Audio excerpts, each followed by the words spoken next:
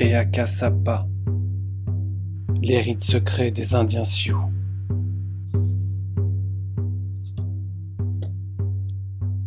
Préface de Eakasapa.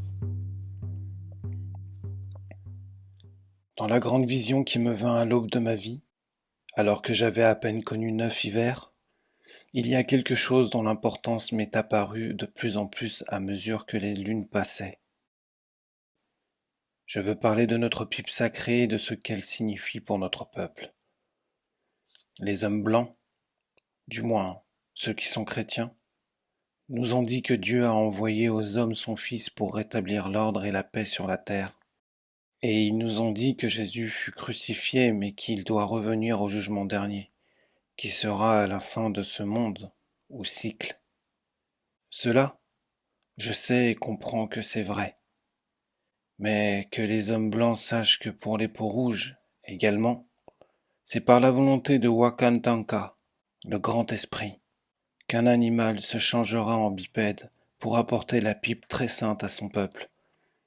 Et nous aussi avons appris que cette femme bisonne blanche qui apporta notre pipe sacrée apparaîtra de nouveau à la fin de ce monde, événement que nous, Indiens, savons ne plus être très éloignés.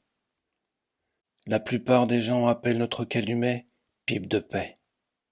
Mais de nos jours, il n'y a plus de paix sur terre, fût-ce même entre proches voisins, et j'ai appris qu'il en est ainsi depuis longtemps. On parle beaucoup sur la paix, mais ce ne sont là que des discours.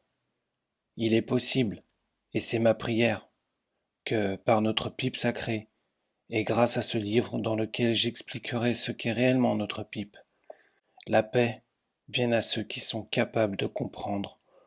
Cette compréhension doit venir du cœur et non pas uniquement de la tête. Ceux-là se rendront compte que nous, Indiens, connaissons l'unique vrai Dieu et le prions constamment. J'ai dicté ce livre sans autre désir que celui d'aider mon peuple à réaliser la grandeur et la vérité de notre propre tradition, et aussi pour faciliter la venue de la paix sur terre, non seulement entre les hommes, mais en eux et avec toute la création. Nous devons bien comprendre que toutes les choses sont l'œuvre du grand esprit. Nous devons savoir qu'il est en toutes choses, dans les arbres, les herbes, les rivières, les montagnes et tous les quadrupèdes et les peuples ailés. Et ce qui est encore plus important, nous devons comprendre qu'il est aussi au-delà de toutes ces choses et de tous ces êtres. Quand nous aurons compris tout cela profondément dans nos cœurs, nous craindrons, aimerons et connaîtrons le grand esprit. Alors nous nous efforcerons d'être, d'agir et de vivre comme il veut. Eakasapa, Wapiti Noir.